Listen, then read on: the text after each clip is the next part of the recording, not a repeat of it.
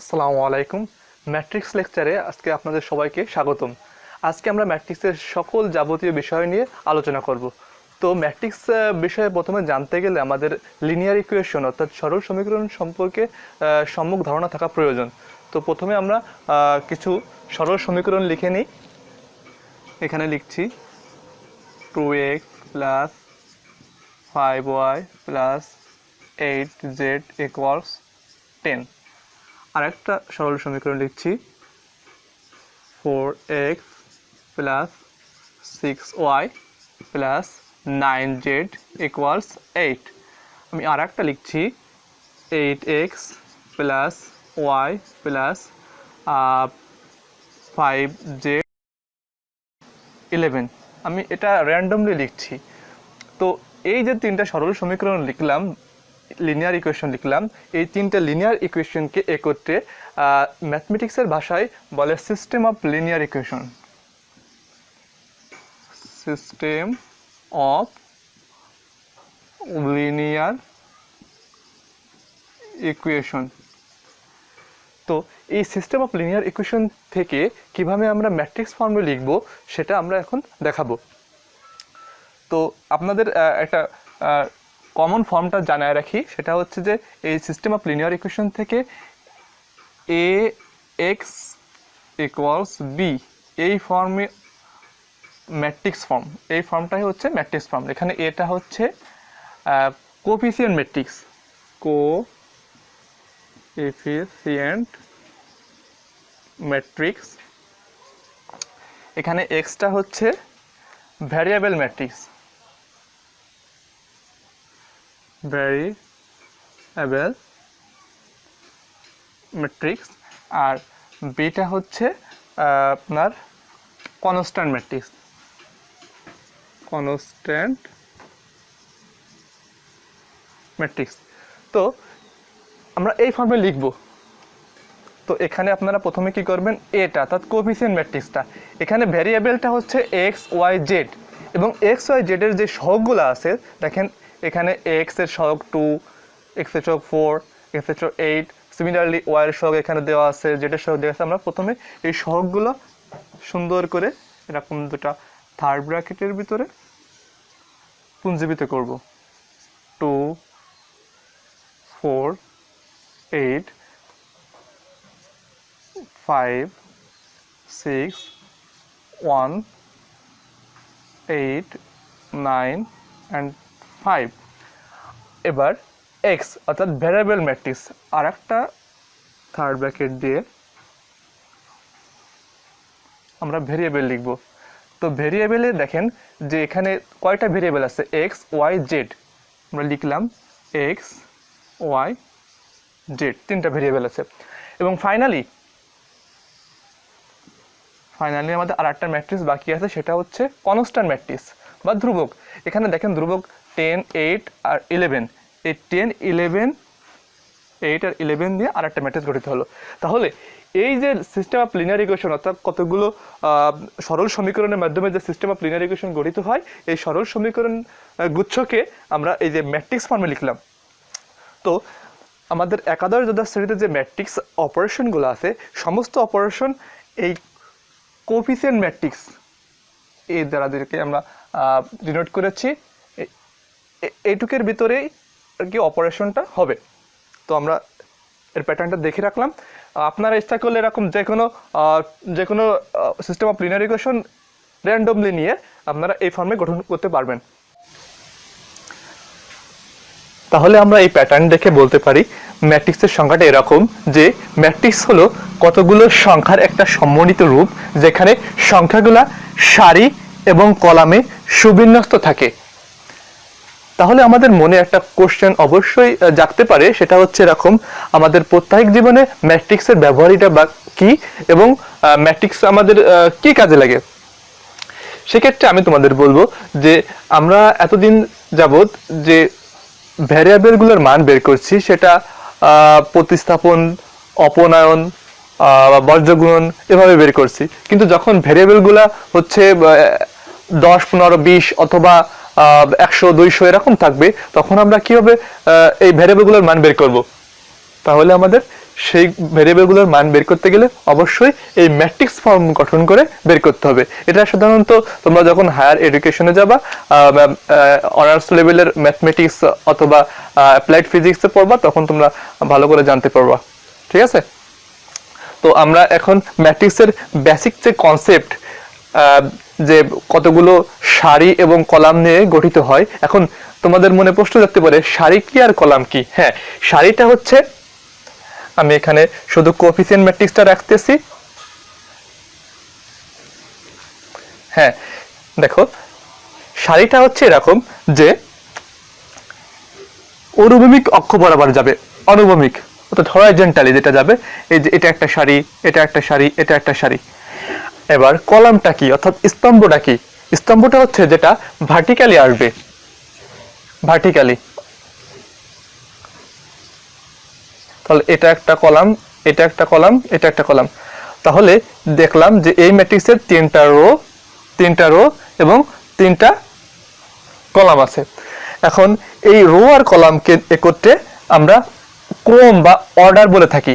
অর্ডারটা এখানে লেখা হয়। এখানে দেখো সারির সংখ্যা গুণ কলাম সংখ্যা, কলাম বা স্তম্ভ যাই বলি না কেন। এখানে দেখতে পাচ্ছি যে সারি আছে 3টা এবং স্তম্ভ অর্থাৎ কলাম আছে 3টা। বলার ক্ষেত্রে অবশ্যই মনে রাখবা, লিখতেছি কিন্তু সারি গুণ কলাম, কিন্তু বলার ক্ষেত্রে বলবো সারি বাই কলাম। এখানে তাহলে বলবো যে এই ম্যাট্রিক্সের ক্রম হচ্ছে 3/3। ঠিক আছে? হ্যাঁ, এবার এই যে ম্যাট্রিক্সে আমরা সংখ্যাগুলো লিখলাম, এখন এই যে 2, এই 2 এর অবস্থানটা কোথায়? দেখো প্রথম সারি এবং প্রথম কলাম, অর্থাৎ এর অবস্থানটা হচ্ছে অন অন অবস্থানে, অন অন। জাস্ট এটা 11 না, তোমরা অন অন অবস্থান বলতেছি আমি এখানে। এখন যখন 5 এর অবস্থানটা কত হবে বলো?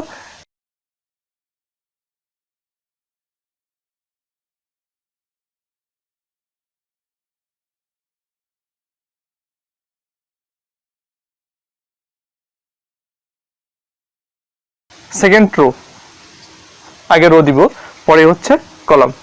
সিমিলারলি প্রত্যেকটা সংখ্যার ক্ষেত্রে এরকম থাকবে। 6 এর অবস্থান 2 2, second rho third column, third rho first column, third rho second column, third rho third column. এখানে দিলাম অন অন। তাহলে আমরা অবস্থানে শিখে গেলাম। ম্যাট্রিক্সের প্রতীক সাধারণত আমরা দেখতে পাই যে দুটো ফার্স্ট ব্র্যাকেট অথবা দুটো থার্ড ব্র্যাকেট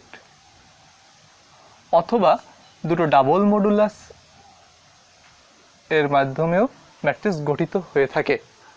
তাহলে আমরা ম্যাট্রিক্সের প্রতীক ও সম্পর্কে জানলাম যে 14 রকমের ম্যাট্রিক্সের প্রকারভেদ আমরা এখানে লিখছি। তো প্রথমে হচ্ছে আয়তাকার ম্যাট্রিক্স। আয়তাকার ম্যাট্রিক্সের ক্ষেত্রে আমাদের মনে রাখতে হবে যে কলাম সংখ্যা এবং সারির সংখ্যা কখনো সমান হবে না। ঠিক আছে? তাহলে আমরা একটা ম্যাট্রিক্স লিখতেছি যে অন আয়তাকার ম্যাট্রিক্সে 2 4 3 9 3 5 6 8 আমরা একটা ম্যাট্রিক্স লিখলাম। সেই ম্যাট্রিক্সের অর্ডার কত দেখেন, দুটো রো এবং কয়টা কলাম? 1 2 3 4। তাহলে এর অর্ডার হচ্ছে 2/4। ঠিক আছে? তাহলে এটা হচ্ছে আমাদের আয়তাকার ম্যাট্রিক্স। এবার আসি সারি ম্যাট্রিক্স। সারি ম্যাট্রিক্স, আচ্ছা, সারি ম্যাট্রিক্সের ক্ষেত্রে আমাদের অবশ্যই মনে রাখতে হবে সারি ম্যাট্রিক্সে একটি মাত্র সারি থাকবে। ঠিক আছে? নামের সাথে খুব মিল আছে। তো সেই ক্ষেত্রে দেখেন একটি মাত্র সারি থাকবে। প্রথমে লিখে দিচ্ছি যে সারি 1। এবার আপনি কত চান যে এর কলাম সংখ্যা কত হবে? কলাম সংখ্যা যদি চান যে এর কলাম সংখ্যা 3 হবে, তাহলে 3টা আমার 1 5 6। তাহলে দেখেন এই যে 1 3, আমি যাইনি না কেন যে এরকম 5 6 8 9, তাহলে দেখেন 1 গুণ একটাই রো অর্থাৎ সারি, এবং কলাম হচ্ছে 1 2 3 4, 4 লিখলাম। ঠিক আছে, তাহলে আমরা সারি ম্যাট্রিক্স লিখলাম। এবার আসছি আমরা কলাম ম্যাট্রিক্স। কলাম ম্যাট্রিক্সের ক্ষেত্রে ওই সারি ম্যাট্রিক্সের মতো আগে সারি ম্যাট্রিক্স ছিল বলে একটি সারি ছিল, এবার কলাম ম্যাট্রিক্সের ক্ষেত্রে একটি মাত্র কলাম থাকবে।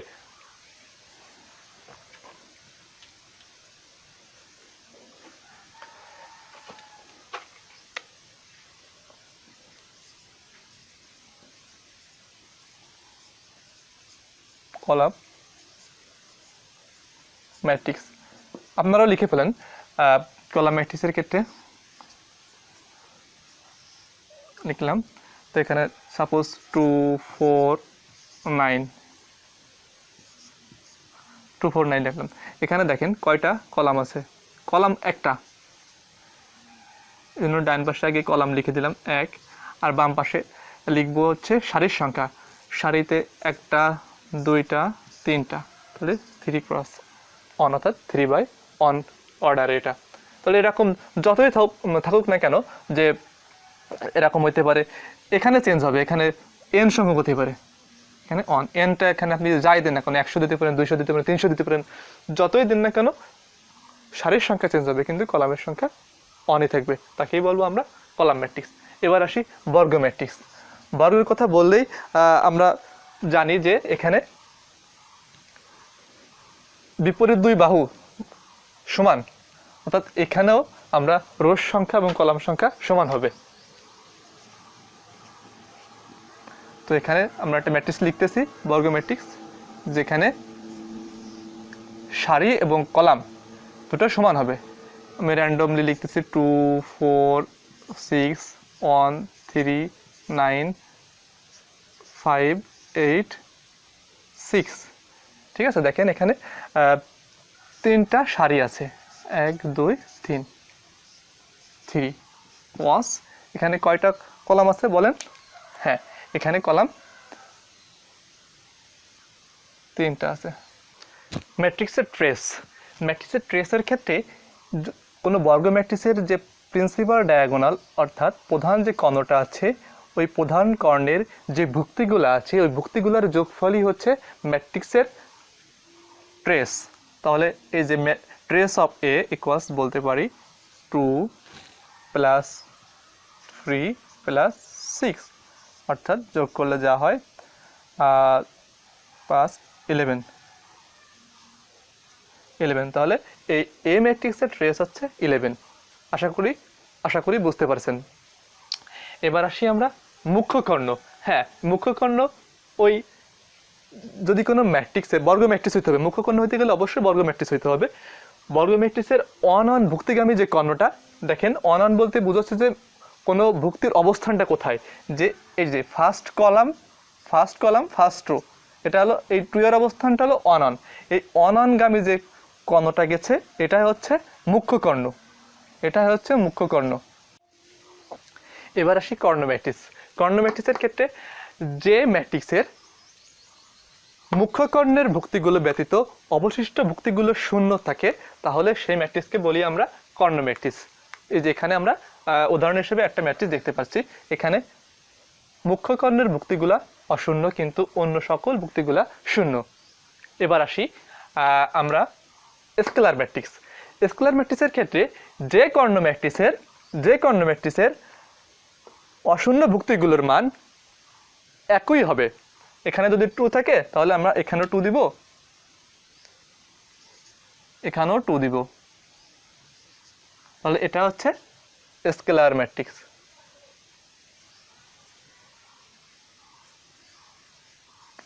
Scalar matrix.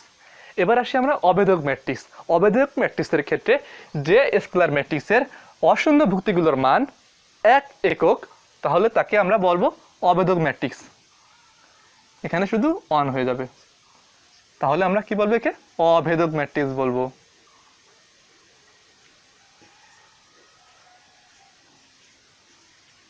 অভেদক ম্যাট্রিক্স বলবো। এর আরেক নাম হচ্ছে আইডেন্টি ম্যাট্রিক্স। শূন্য ম্যাট্রিক্সের ক্ষেত্রে হচ্ছে যে ম্যাট্রিক্সের প্রত্যেকটা ভুক্তিগুলোর মানই শূন্য, তাকে আমরা শূন্য ম্যাট্রিক্স বলবো। একে আমরা শূন্য ম্যাট্রিক্স বলবো। শূন্য ম্যাট্রিক্স বলবো।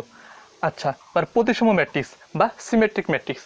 প্রতিসম ম্যাট্রিক্সের ক্ষেত্রে এটা আমাদের ভালো করে মনে রাখতে হবে যে ম্যাট্রিক্সের রোর সংখ্যা কলাম এবং কলাম সংখ্যা রোতে আনলে নতুন যে ম্যাট্রিক্স গঠিত হবে সেই ম্যাট্রিক্সের কোনো পরিবর্তন হবে না, একই ম্যাট্রিক্স থাকবে, তাকে আমরা প্রতিসম বা সিমেট্রিক ম্যাট্রিক্স বলবো। আমরা একটা উদাহরণ লিখি এখানে, দেখতে তাহলে বুঝতে সুবিধা হবে। এবার আসি আমরা প্রতিসম ম্যাট্রিক্স। ঠিক আছে, আমি একটা টাচ দিই তোমাদের, একটা বর্গ ম্যাট্রিক্স আই জে, এটা আছে রো, এটা আই হচ্ছে রো, জে হচ্ছে কলাম নিলাম, এবং যেটার বর্গ ম্যাট্রিক্স তো বললাম, তাহলে বুঝতে পারতেছো এম ক্রস এম, অর্থাৎ যে রো এবং কলাম সংখ্যা সমান। এবার নতুন যে ম্যাট্রিক্স গঠিত হবে, যে আগে অর্থাৎ কলামে আগে আসলো, রো সংখ্যা পড়ে গেল, এবং এটা একই নির্দেশ করবে। একটা ম্যাট্রিক্স লিখি, সেক্ষেত্রে এখানে লিখলাম 5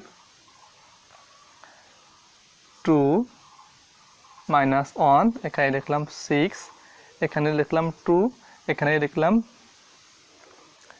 3, এখানে লিখলাম -1, এখানে লিখলাম 3, এখানে লিখলাম 7। দেখেন এই ম্যাট্রিক্স ক্ষেত্রে যদি আমি রো সংখ্যা কলামে আনি এবং কলাম সংখ্যা রোতে নিই, তাহলে আবারই একই ম্যাট্রিক্স পাবো। এজন্য একে বলা হয়, এই ম্যাট্রিক্সকে বলবো আমি কি ম্যাট্রিক্স? সিমেট্রি ম্যাট্রিক্স বা প্রতিসম ম্যাট্রিক্স। প্রতিসম ম্যাট্রিক্স, এটা মনে রাখার জন্য একটা আপনি ফর্মুলা বা একটা পদ্ধতি অবলম্বন করতে পারেন। সেক্ষেত্রে হচ্ছে যে এই প্রধান যে কর্ণটা আছে, এই প্রধান কর্ণটা চেঞ্জ হোক, কোনো সমস্যা নেই, যে কোনো ভুক্তি দিতে পারেন, কিন্তু এই যে এখানে আমি যে সংখ্যাটা দিব, মানে রোতে যেটা দিব, কলামও দেখেন এখানে 2 দিচ্ছি, এখানে 2 দিচ্ছি, এখানে -1 দিচ্ছি, এখানে -1 দিচ্ছি। সিমিলারলি এখানে 3 দিলে এখানে 3 দেবো, কারণ এখানে চেঞ্জ করলে তো একই হইতে হবে, তার নাহলে তো সেটা প্রতিসম ম্যাট্রিক্স হবে না। আচ্ছা, এবার আসি রূপান্তরিত ম্যাট্রিক্স বা ট্রান্সপোজ ম্যাট্রিক্স। ট্রান্সপোজের ক্ষেত্রে ফর্মুলাটা হচ্ছে এরকম যে যদি কোনো ম্যাট্রিক্সের রো সংখ্যা কলামে এবং কলাম সংখ্যা রোতে আনা হয়, তাহলে যে নতুন ম্যাট্রিক্স পাবো তাকে বলা হয় হলো রূপান্তরিত ম্যাট্রিক্স বা ট্রান্সপোজ ম্যাট্রিক্স। এই ক্ষেত্রে আমরা একটা উদাহরণ দিই। এই ম্যাট্রিক্স লিখলাম আমি। এই ম্যাট্রিক্সের ক্ষেত্রে দেখেন যে রোর সংখ্যা, এই রোটা আসবে কলামে এবং কলামটা যাবে রোতে, তাহলে আমি এরকম দিই। ট্রান্সপোজকে এরকম ছোটো টি আকারে চিহ্নিত করা যায়। নতুন ম্যাট্রিক্স পাঁচটি দেখেন, 2 রাখলাম। এই রোটা 3 6টা চলে আসতেছে নিচে, 3 6, আর যে এই কলামটা ছিল 5 6-এ চলে যাচ্ছে, অর্থাৎ রোতে চলে যাচ্ছে। দেখেন 9, সিমিলারলি এখানে 8টা আমি এখানে দিই, আর 1টা উপরে দিই, নিচে 4। দেখেন এটা আর এটা তো সেম না, অর্থাৎ এটাই হচ্ছে এ এর রূপান্তরিত ম্যাট্রিক্স। তাহলে আমরা ট্রান্সপোজ অফ ম্যাট্রিক্স অর্থাৎ রূপান্তরিত ম্যাট্রিক্সও শিখলাম। এবার আসি কনজুগেট ম্যাট্রিক্স।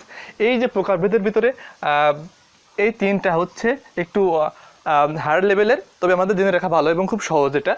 আচ্ছা, কনজুগেট ম্যাট্রিক্স, তোমরা জটিল সংখ্যা যখন দ্বিতীয় পত্র, একাদশ দ্বাদশ শ্রেণীর দ্বিতীয় পত্রের জটিল সংখ্যা যখন পড়বা, তখন হচ্ছে যে অনুবন্ধিক একটা শব্দ আছে, এটা তোমরা জানতে পারবা।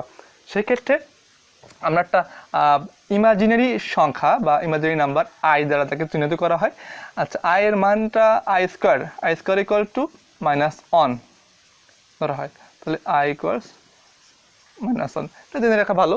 এবং হচ্ছে অনুবন্ধিকতাটা হচ্ছে এরকম, যদি আই থাকে এর অনুবন্ধী মানটা হচ্ছে, বিপরীতটা হচ্ছে -i। যখন এরকম থাকবে 1 + i, সেই ক্ষেত্রে এর অনুবন্ধী হচ্ছে 1 - i। ঠিক আছে, প্লাস থাকলে মাইনাস, এটা জেনে রাখো, খুবই কাজে দিবে। তো এখানে দেখো এই আইটা হচ্ছে অবাস্তব সংখ্যা বা ইমাজিনারি নাম্বার, আর 1 এখানে যে সংখ্যা দিতে কেন, এর ফর্মুলাটা হচ্ছে এরকম যে জটিল, এই আইটা হচ্ছে ইমাজিনারি নাম্বার, অবাস্তব সংখ্যা। কেন হলো জানেন? এটা হচ্ছে আই যেখানে থাকবে, যার সাথে যুক্ত থাকবে, যে সংখ্যার সাথে যুক্ত থাকবে, সেইটুকু হয়ে যাবে অবাস্তব সংখ্যা। ঠিক আছে, এই আই এর কারণে, আইটা হলো ইমাজিনারি নাম্বার। তো আমরা জাস্ট একটা ধারণা দিলাম যে আই সম্পর্কে। এখন আমরা এর কনজুগেট ম্যাট্রিক্স বের করব। তাহলে দেখেন আই এর কনজুগেট হচ্ছে, কনজুগেটের বাংলা হচ্ছে অনুবন্ধী, minus i. Similarly 5 plus 3i এর কনজুগেট হচ্ছে 5 মাইনাস 3i। ঠিক আছে, আমরা এটা জেনে রাখলাম। এবার আসেন, তাহলে কনজুগেট ম্যাট্রিক্সটা হবে এখানে আই এর পরিবর্তে মাইনাস আই, 3 এর কোনো চেঞ্জ নাই, 2 কোনো চেঞ্জ নাই, এখানে 5 মাইনাস আই আছে, সেক্ষেত্রে এখানে হবে 5 প্লাস আই। জাস্ট প্লাস থাকলে মাইনাস হয়ে যাবে। ঠিক আছে, এটা হলো বাস্তব সংখ্যা 5 আর আই হচ্ছে অবাস্তব, এর মাঝে যে চিহ্নটা থাকবে তার শুধু চেঞ্জ হবে। এটাই হচ্ছে মেন। এবার আসি হার্মেশিয়ান ম্যাট্রিক্স। হার্মেশিয়ান ম্যাট্রিক্সের ক্ষেত্রে যদি এ একটা ম্যাট্রিক্স হয়, এই ম্যাট্রিক্সটা হার্মেশিয়ান ম্যাট্রিক্স হইতে গেলে একটা শর্ত একে অবশ্যই মেনটেন করতে হবে, সেটা হচ্ছে এ ম্যাট্রিক্সের কনজুগেটটা এ ম্যাট্রিক্সের ট্রান্সপোজের সমান হইতে হবে। তাহলে দেখি এ ম্যাট্রিক্সের কনজুগেটটা আমরা বের করি। এ সি ইকুয়ালস, আমরা একটু আগে শিখছি, সেটা হচ্ছে কনস্ট্যান্টের কোনো পরিবর্তন হবে না, 4, এখানে অন প্লাস আছে মাইনাস আই দিব, আর এখানে অন প্লাস মাইনাস আই আছে, এখানে প্লাস আই দিব, এখানে 6। আচ্ছা, এবার এর ট্রান্সপোজটা দেখি। এবার এটি ট্রান্সপোজটা আমরা একটু আগে শিখছি, সেটা হচ্ছে এই যে মেইন ডায়াগোনাল অর্থাৎ প্রধান কর্ণের কোনো চেঞ্জ হবে না, 4 6 রেখে দিলাম। এখানে রোটা আসবে কলামে, কলামটা যাবে রোতে, অর্থাৎ এটা এখানে আসবে আর এটা এখানে আসবে। তাহলে এখানে নিলাম অন মাইনাস আই, এখানে অন প্লাস আই। দেখেন এ দুটা সমান আছে না? হ্যাঁ, সমান আছে। এই সমান আছে বলেই সেটা হচ্ছে, এটা হলো হার্মেশিয়ান ম্যাট্রিক্স, অর্থাৎ এটা হচ্ছে হার্মেশিয়ান ম্যাট্রিক্স। আশা করি বুঝতে পারছেন। এবার আসি আমরা স্কিউ হার্মেশিয়ান ম্যাট্রিক্স। কোনো ম্যাট্রিক্স এই যে শর্তটা, এই কন্ডিশন যদি স্যাটিসফাই করে, তাহলে ওই ম্যাট্রিক্সকে আমরা বলবো স্কিউ হার্মেশিয়ান ম্যাট্রিক্স। তো এখানে একটা ম্যাট্রিক্স আমরা দেখতে পাচ্ছি 2x2 অর্ডারে। এখন এই ম্যাট্রিক্সকে প্রথমে আমরা কি কনজুগেট করব। কনজুগেট অফ এ আমরা লিখতেছি, আমরা কিছুক্ষণ আগে কনজুগেট অফ ম্যাট্রিক্স শিখছি, সেখান থেকে দেখতে পাই যে 3i এর কনজুগেট হবে মাইনাস 3i, 2 প্লাস আই এর কনজুগেট অফ ম্যাট্রিক্স হবে 2 minus I minus 2 minus I, এখানে মাইনাস আই আছে প্লাস আই। তাহলে কনজুগেট অফ এর ট্রান্সপোজ আমরা পেলাম এটা। এবার আমরা মাইনাস এ নির্ণয় করব। তো এটা পাই, এটা দেওয়া আছে এরকম। এখন মাইনাস এ হবে মাইনাস এ, একবারে আমি এখানে বসাই দিই, তাহলে আসতেছে হচ্ছে minus 3i minus 2 minus I, and এখানে মাইনাসটা প্লাস হয়ে যাবে 2 মাইনাস আই, অ্যান্ড এখানে শুধু আই। তো দেখেন এটা 2 নং সমীকরণ। তো 1 নং আর 2 নং সমীকরণ সেম, সুতরাং এই ম্যাট্রিক্সটা আমাদের কি স্কিউ ম্যাট্রিক্স, স্যাটিসফাই হয়ে গেল, স্যাটিসফাইড। ওকে,